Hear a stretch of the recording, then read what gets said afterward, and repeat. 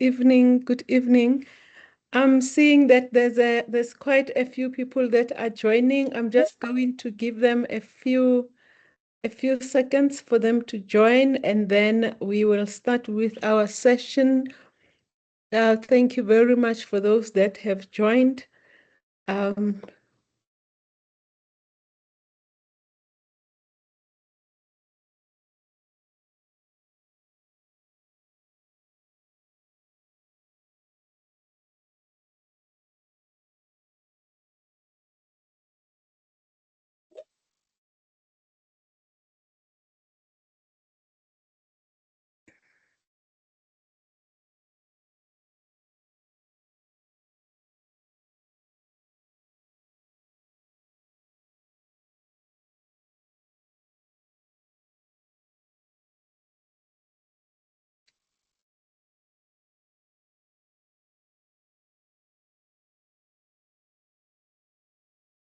okay.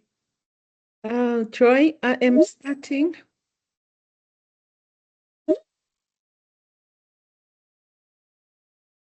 Yeah, so good evening, good evening. I'm wearing my South African flag, and I'm just waiting, and I'm just anticipating a win from Bafana Bafana. So hence I'm wearing my flag today. I'm not wearing my normal clothes, and let's just hope Bafana Bafana will do us proud in the early hours of the morning. Those that will be sleeping, we will hear hore barring when we wake up. But yeah, all of the best for Bafana Bafana. And tonight, for those that are used to attending my sessions, I usually hold the sessions on a Wednesday morning or Wednesday afternoon. However, this time, because this is quite important, this time we thought let's just do it in the evening, when we are at home. I'm hoping kids are relaxed, and some are in bed already, those that are not going to school, and it is quite a relaxed evening. And this also is one of the sessions where if you need us to talk more, you are most welcome to talk with us. But the other thing is, I'm hoping this will be a regular kind of a conversation that we have in preparing for your legacy. I recently had a chat with someone who's involved with funeral planning, and I was really shocked with the stories that he was telling me. And he was like, my sister, you really need to talk more. And this is one of those sessions. And today we're just going to talk high level. And if you are following us on YouTube, we do have a few YouTube sessions, or the sessions that we have recorded, where you can go and check some of the aspects that we might not have, that you might have questions on, and that you want to go and revisit. So yeah, so this is the first one on preparing your legacy for your family. As professionals, business owners, or as people in general, we need to start having certain conversations. And I know that certain conversations are very difficult to have, because in Sepedi ba bang ba tla re wa hlola. It's taboo to talk about death, or your own death, because we don't normally talk about it. And these sessions are more for us to start the dialogue in terms of what is the right things to say, what are the right things or correct things to do, just to make sure that you don't actually leave your family with a headache when we have passed on, or one of your loved ones who is not aware of these things, you can be in a position to have a conversation with them and assist them and do planning. And I think the most important thing is those that follow some of the conversations in the industry on unclaimed benefits. There is a lot of unclaimed benefits at GPF, in Old Mutual, Sanlam. There's a lot of unclaimed benefits because our parents were made to take policies and they did not understand the implications of not updating your beneficiaries, the implications of not reviewing your policies on a regular basis. Even on pension, there are some people who depart from this earth without actually the kids knowing that they actually had benefits. So this is one of the topics that we just want to talk about, to make sure that we are preparing ourselves for we are preparing our families for the future. So my name is Tabiseng Maidi. I'm the principal at MMCP Advisors, and I work alongside a financial advisor that's in the business, and I've got two admin assistants in the business as well. And this topic is quite passionate for me because I've been a business owner for a while, and I'm a CA by profession, and I also hold an LLB specializing in tax and family law. So these are some of the things that in my journey of being an entrepreneur, I realized that there's so many things that I was not aware of, or I just neglected to look at. So I'm quite passionate about today's topic. So first, let's just talk about why do we need estate planning as people? And really, the goal is for the management and disposal of your assets. And I'm saying disposal because in legal terms and in tax law, whenever an asset moves from one hand to the next, it's going to be regarded as a disposal. When you come to tax, they will call it a deemed disposal or an assumed disposal. So the objective of estate planning is to make sure that you arrange your affairs so that when you are transferring the asset to the next person, to your beneficiaries or to your heirs, you are doing that accordingly. And the biggest aspect as well, the biggest objective as well, is to make sure that you are minimizing taxes. How many of our families have actually left money on the table for the taxman to take, and our families are left with less resources? And the next thing is to protect beneficiaries. How many of our family members have departed and they are the beneficiaries that were entitled to receive proceeds? They ended up not receiving it because there was no proper will or that. So that is the second thing. And thirdly, to make sure that your assets are dealt with uh, in an in a proper way. Your intentions should be able to show what you wanted to do. So and just also to indicate to you that writing a will is not the end of estate planning.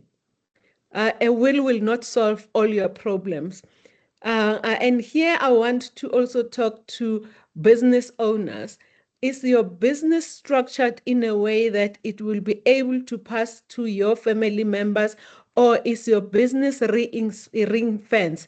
Is there succession planning in terms of your business? The other thing is that when you get sick or you get too old and you can't transact in your own capacity, do you have proper documentation that will allow you, or that will allow your family members to act on your behalf in a legal manner?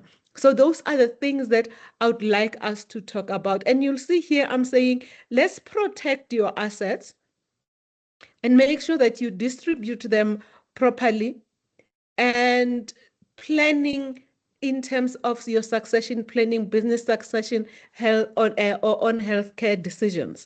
So those are the things that we would like to talk about. So what goes into a proper estate plan? And as I indicated, estate planning does not only include a will or a testament, it includes more than that. So we can say that the first thing, let's make sure that you have got your will where you can direct where your assets needs to be put at. Then you can also, for those that want to do a trust, if you're a business owner or you have got assets of a certain value, you want to put your assets in a trust. Because there as well, you are ring fencing your assets, and it can be a revocable trust or an irrevocable trust that will make sure that there is no probate, or you bypass probate. For those that don't know what probate is, it is a process that the master's office will take to deal with your assets if you die without a will. So that is on trust. You also need a power of attorney. And a power of attorney, in simple terms, you mandate someone to take financial decisions on your behalf in case of incapacity. So say your parents or your parents are old and you can see that dementia is kicking in. You need to be in a position to say, Ish, you know what, Papa can't take decisions on his own. Let's get a power of attorney whereby he'll appoint one or two people to make decisions on his behalf, whether it's the wife or one of the children in the family.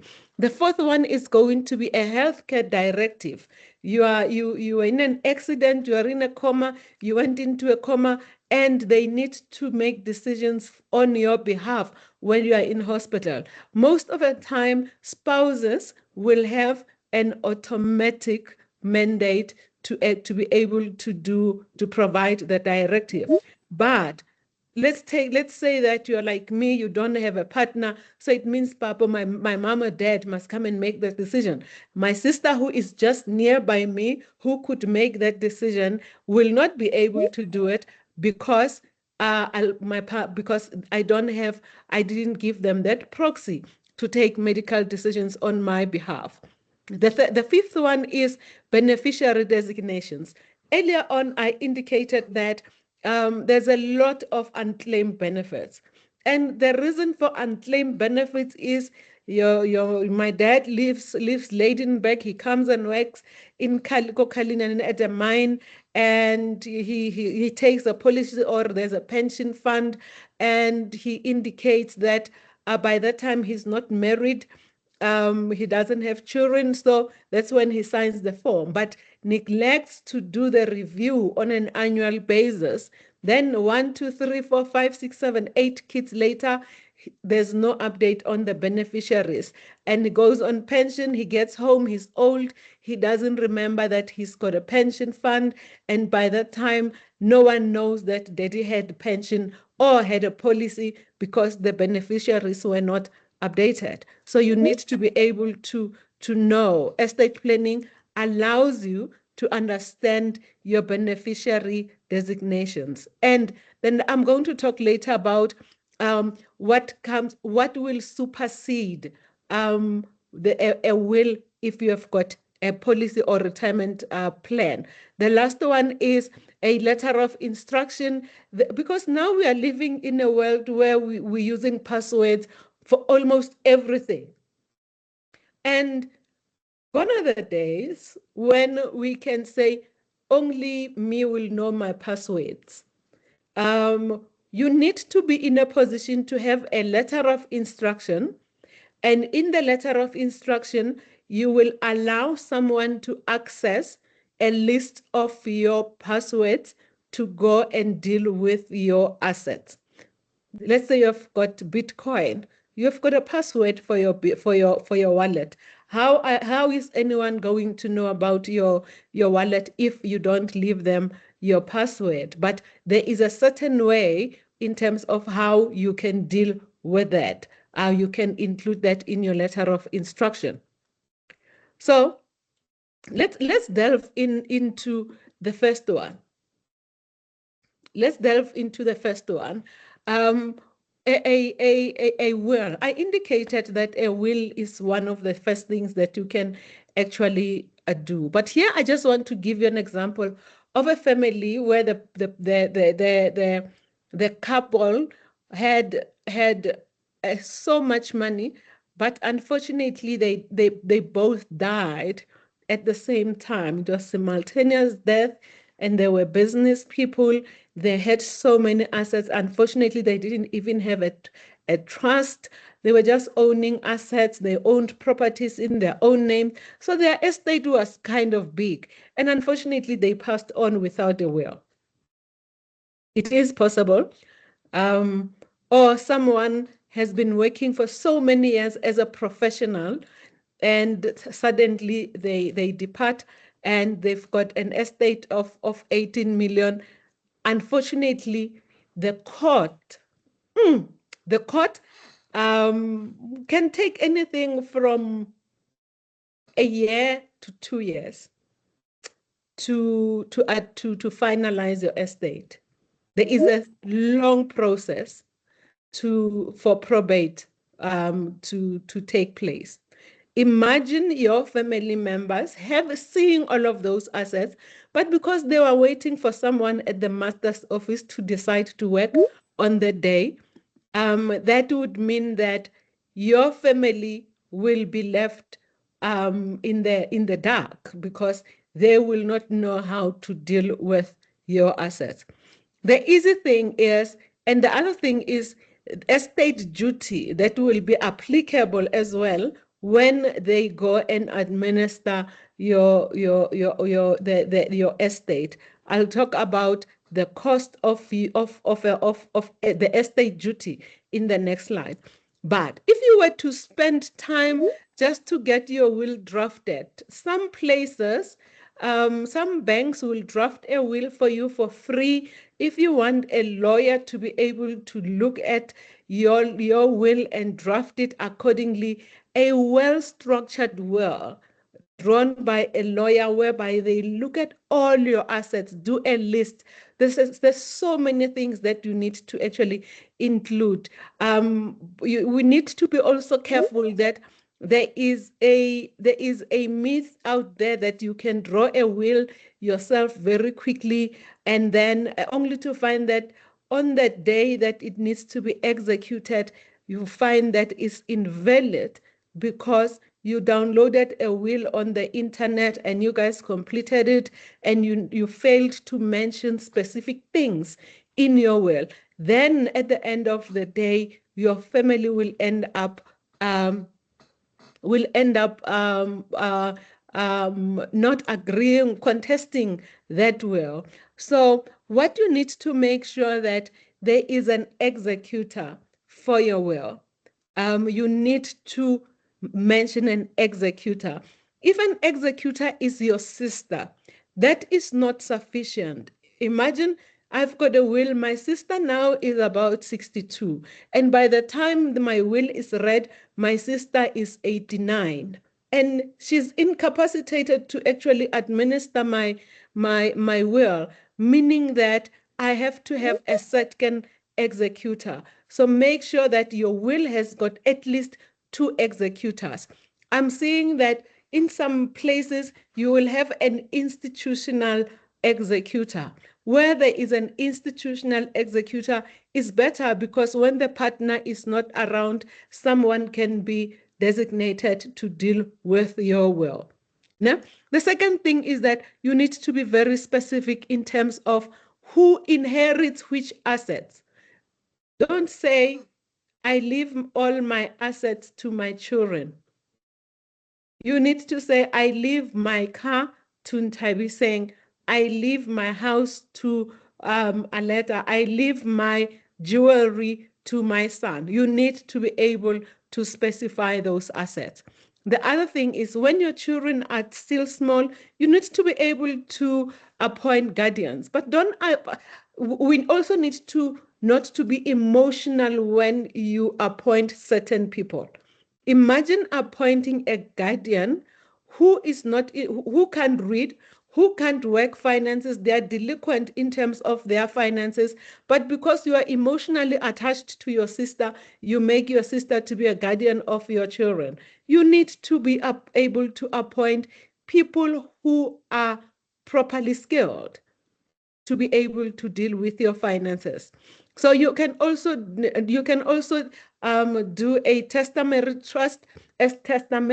trust for your young children, and the testamentary trust will only come into effect on death, meaning that your will can specify that because my children are too small, should I die before they're 18 years old, a trust needs to be established where the assets will be dealt with from the trust. Now, and you also need to include your expenses for funeral and any burial wishes so that when you are gone, people do not fight over where you need to be buried. Your parents left Limpopo 30 or 40 years ago. You're staying in Joburg. Your children are in Joburg. You pass on. The family says, no, you must go home. But the children don't even know anyone in Limpopo or in Venda or in the Eastern Cape. So those kind of things, we need to be able to talk about them. We need to be frank and not be shy to indicate them in our wills. So that is the first step of estate planning. Earlier on, I was looking through social media and I came across this and it really caught my eye where it says, parents, don't let the master of the high court decide for your children. And basically, if you don't have a will, that's exactly what you are doing. The master, someone you don't know, someone who doesn't care about you, is going to decide for your children. So, can we love our children beyond the grave as well and make sure that we prepare for them? So, let's talk about trust. And here, this is a very powerful tool if you have got assets of a certain value. Some time ago, and this is through social media, but because I do register trusts, so I got a few people who'd say, no, I want the trust, I want the trust. And they come and I'm like, so this is how much, this is the amount you're going to pay for the trust. And they're like, it's expensive. And I'm like, yeah, it's my time to draft it and go and lodge it and all of that. But besides, you having a trust, what are you protecting? Because when you've got a trust, it means you've got a very valuable asset that you want to deal with. So then they don't know. And I'm like, let's look at your asset base, your net asset value. If you've got properties, if you've got, because a car is something that you cannot put in a trust because by tomorrow it will be gone. But if you've got immovable properties, immovable assets, you can actually put them in there. If you've got other assets that you would like to bequeath to some people in your family, you can use a trust. So we've got three types of trust. We've got a revocable living trust, and this is what we use a lot for people who own businesses, whereby you can have a trust, have a company that is going to own your assets. So the trust is going to own the company, and that's how you deal with it. If you decide to close the trust whilst you are alive, you can actually do that. The second one is an irrevocable trust. So this is when you protect again you can, and you can actually indicate in your trust deed that this is an irrevocable trust because you are transferring assets to your designated beneficiaries or heirs, so that you are limiting the liability for estate duty. So that's how. Um, sorry, Rehanzu, I will come back to the questions later on. But you guys can continue to put in the questions, and at the end of the session, I will try to answer the questions. So with the second type of a trust is an irrevocable trust, and the last one is a testamentary trust, whereby this one gets created on death. So your will create the testamentary trust, especially when your children are too small. So this is one of the most powerful tools to protect you and to protect your assets, to reduce your tax liability, and to ensure that there is proper transfer. So these are the benefits of a trust. I know of a family whereby their grandfather had a shopping center in Springs, and the grandfather created a trust. The great-grandfather created a trust. Guys, you will not believe that that trust has got an infinitum life, so meaning that it cannot be cancelled, it cannot be liquidated. For as long as that shopping center is there, the beneficiaries, all the grandchildren are beneficiaries. If you get born tomorrow, if you are born tomorrow, you automatically benefit from that trust. So that old man, he was very, very clever. He made sure that he creates legacy for his family. The shopping center is there. It's been operating for years. That old man has been gone for many years, but the children are still benefiting from those from the shopping center, from the dividends that they get from a shopping center. So let's try to make sure that we transfer the assets to our children accordingly. The next one is, let's look at tax planning. The your estate,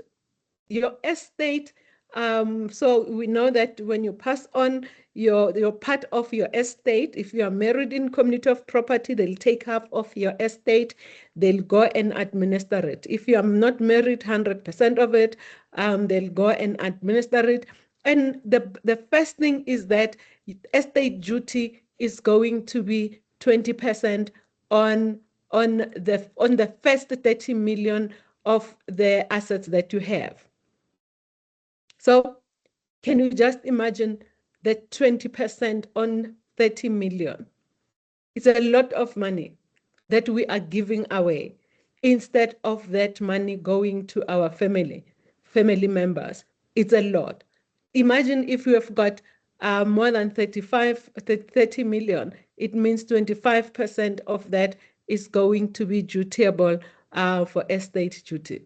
So and the primary abatement that you can get is 3.5. So we need to have proactive tax planning, especially if we are business owners or we've got assets of a certain of that are bigger than a certain value. Let's use trust. Let's use different methodologies to actually make sure that we reduce our estate duty.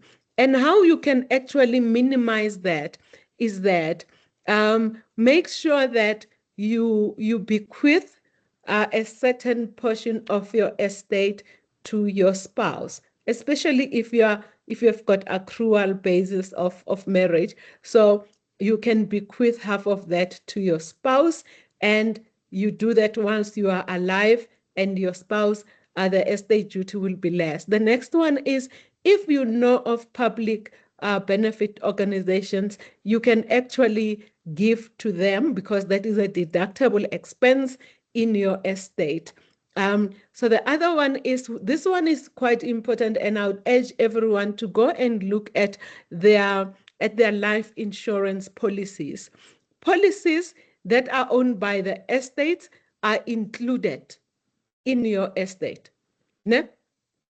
But if a trust owns that policy, remember, it's a life policy whereby you are insured that should you die, the trust is going to receive the money.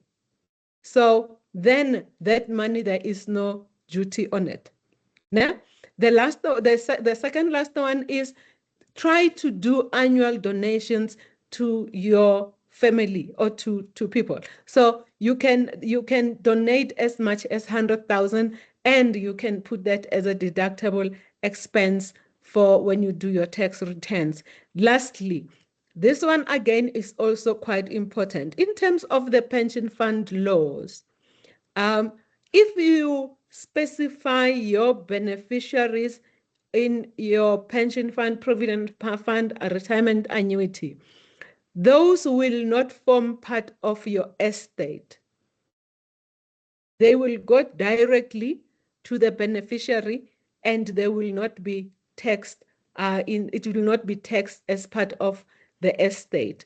So hence we are saying it is important that you update your beneficiaries with a pension fund. When there's a new baby in the family, make sure that you update your beneficiaries with your pension fund, provident fund, or retirement annuity, or any of your investments.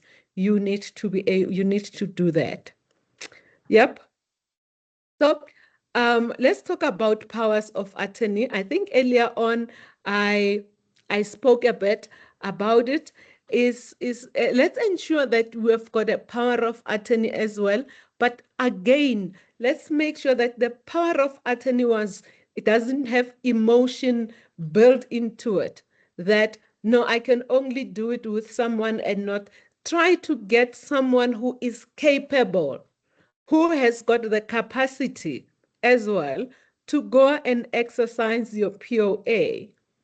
You don't want your POA to be given to a delinquent or someone who will just go and misuse your assets without them understanding the consequences. So just make sure that you do that. The other thing is that in your will as well, you can indicate your primary as well as your secondary. So sorry, in the POA, you can indicate the primary and the secondary in case you are not in a position, the first one is not in a position to exercise their duties. So either one of the two can be able to work on your stuff. I don't know how many of you, when your spouse or a family member has passed on, you'd go to the bank and think that you will be able to withdraw money from the bank, only to find that the bank would say,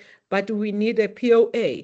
And by that time, you don't have a POA. So let's have a POA on hand in your file so that should anything happen, you are in a position to go and extract that POA and act on a POA. I don't know, it's just simple. It's just, you alleviate so many things.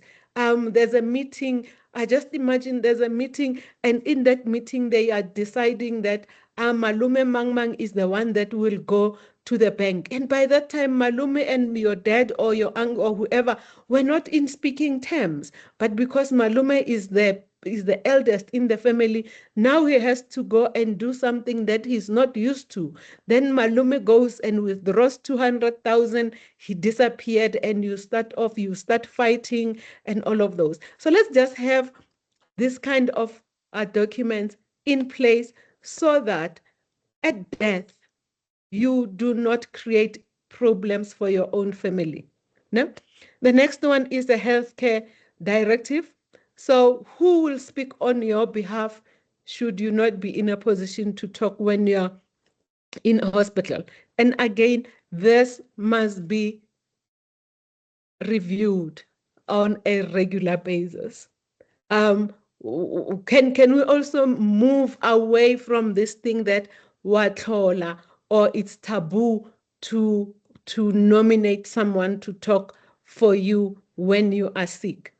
Let's just have those things so that we eliminate also problems whereby somewhere you have to go for an urgent procedure. Someone who is 2.5 hours away has to come and make the decision for you. Let's just make sure that we've got proper documentation. Now, um, the next thing that I would like to talk about, um, I spoke about beneficiary designations and digital assets. I did talk about retirement funds. Imagine, and I think all of us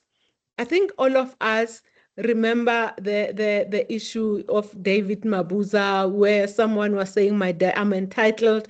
The other one says, I'm entitled, those kind of things. And it was actually taken back to the fund trustees. And remember, those fund trustees, they don't even put emotion around decisions.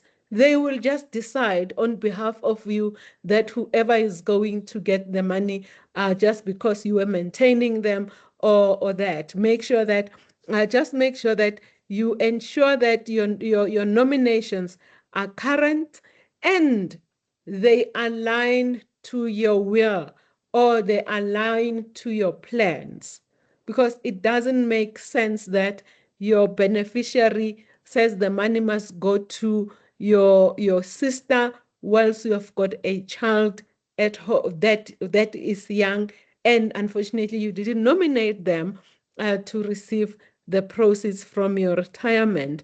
You're just creating prolonged issues and court battles that we could have dealt with when you're still alive. Can we also do the same thing with life insurance? Because here you are avoiding estate duty, you are bypassing that process. And living annuities, where if you have got a living annuity and something happens to you, you can be in a position to transfer, to make sure that that living annuity goes directly to a beneficiary without it coming through your estate first, because you're just attracting tax. And lastly, let's talk about digital assets. Um, Digital assets doesn't only include cryptocurrency, wallet, anything that has got a private key, and even investments where you have got an online brokerage. And if you don't have a financial advisor, someone needs to know where all your assets are. The nice thing at MMCP is that we have got an asset map that actually shows you where all your assets are, where all your liabilities are, and when should anything happen to you and your family comes through to us and say, ma'am, your mom or our mom or dad had listed you as our financial advisor. How, please help us. We'll just go through that list and indicate to you that, oh, they had an investment at this place, and we can be in a position to assist you with that. So that's that. The next one is um, domain names, Facebook, social media, passwords, cloud storage. Now we store most of our things on the cloud. And Mina, I'm even worse. Everything of mine is on the cloud or in some vault. So my family needs to have a list of those, as well as a letter that will allow them to access them. And you can keep that list as part of your will. Your will is held by the lawyer, and should anything happen, the lawyer will open that letter and your stuff will be dealt with accordingly.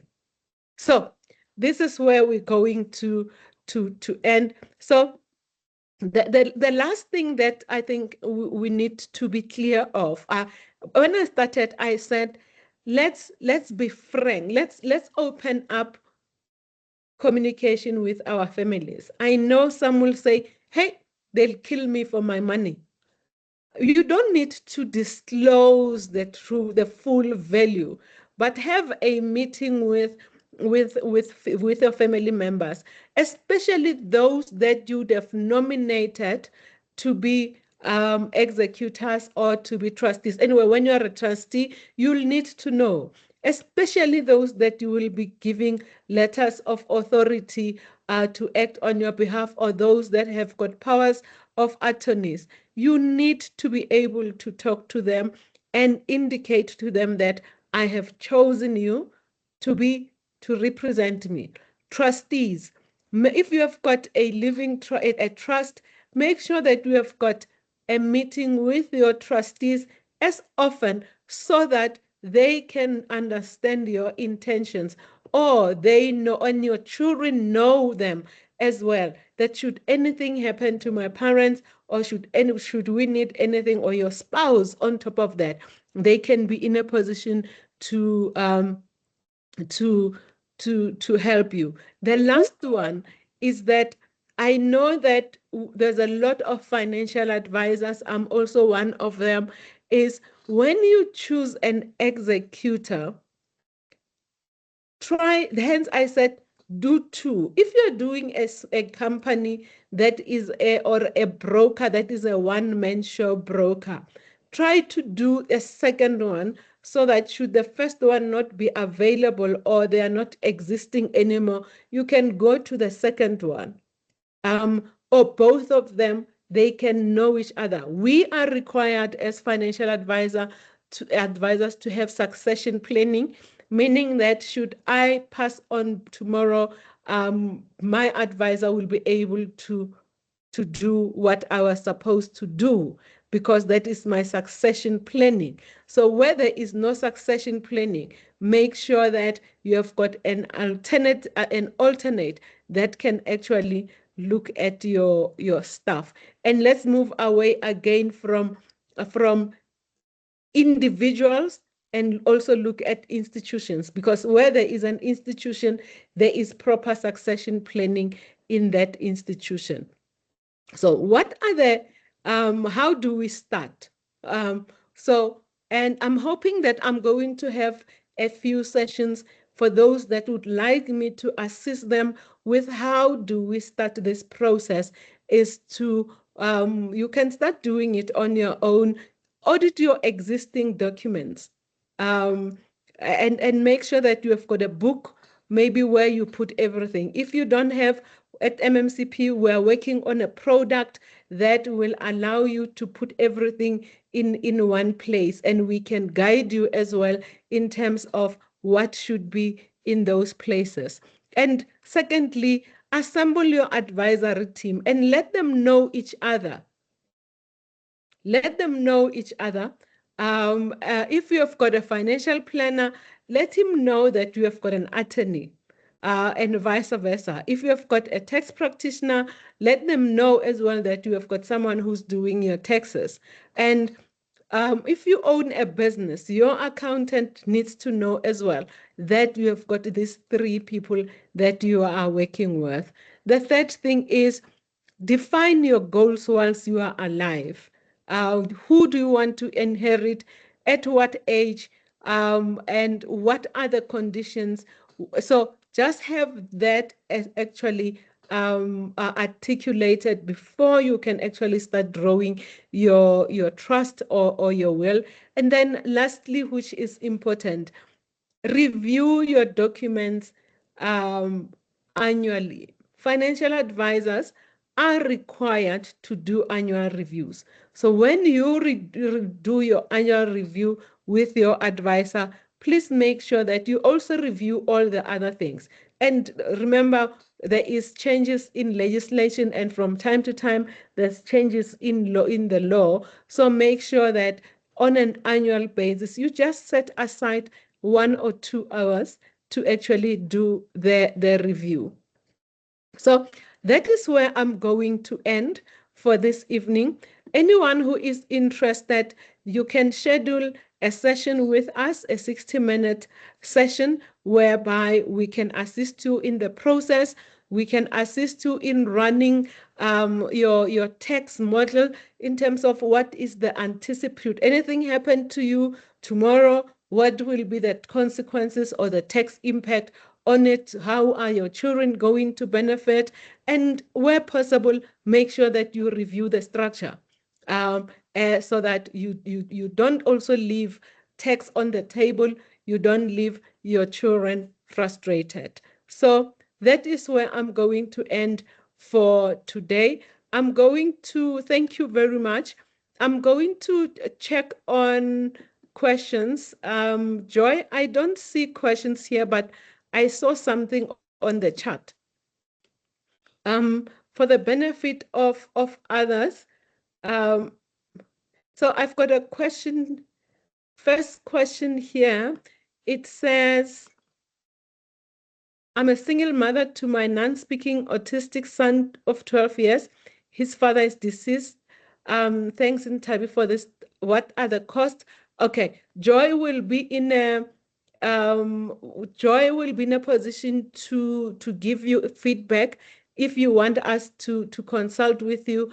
The cost of doing a trust, it starts from about 6,500 to 18,000, because that's how much I charge, depending on the complexity of your trust. So that the cost will be different. Hence, I don't like giving information in like this, because I need to look at your specific issues so that we can give specific advice. Because I've noted that there's some people who will take advice that was given to someone and apply it to their circumstances, and it doesn't work like that. You just need to look at that.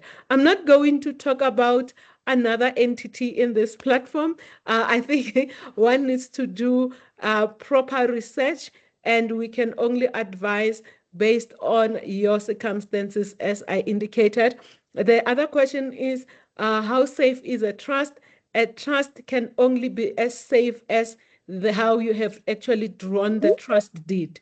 That's actually how safe it can be. So if you are going to take a will that you have downloaded on the website, or a trust deed that you have downloaded on the website, and changed name, so that that will not be safe, because you have not looked at your individual circumstances. So whatever that you do, make sure that it is looked at by a lawyer or a practitioner that specializes in wills or trust, to make sure that it suits your circumstances. The other question was donations to family. Can these charitable donations be done retrospectively, backdated how far back? No, you cannot tax donations.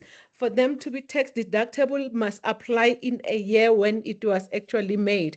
And now what SARS is looking for, if you have made a donation to your children, they actually want a proof of payment. They want to see it on your bank statement that you have done that donation, or they want to see it on the other hand, on the other side, that you have done the donation.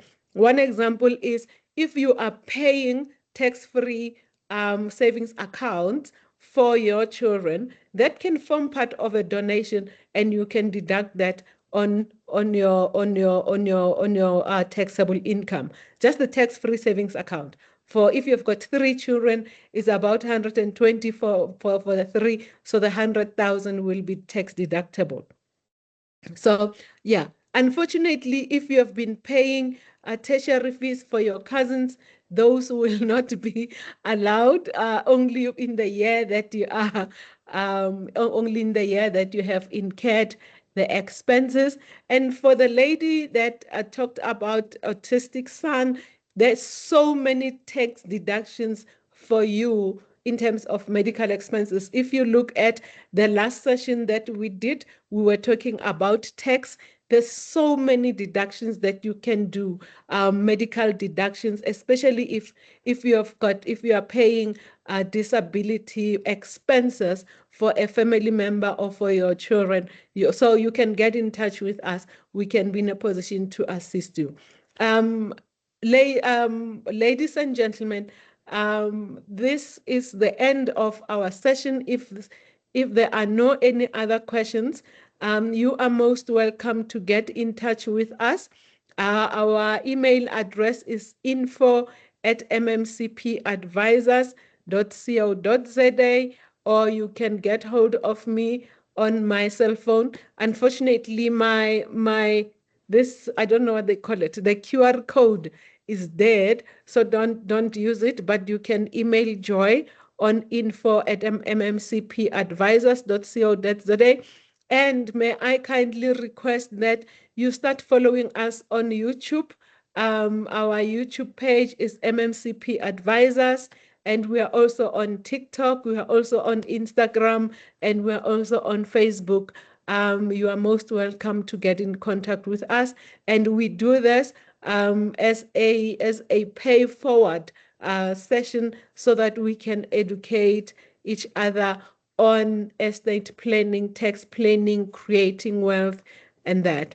That is me for this evening, and let's wish Bafana Bafana all of the best for tomorrow, and let's just put them in our prayers, and have a good evening. Thank you very much. Cheers.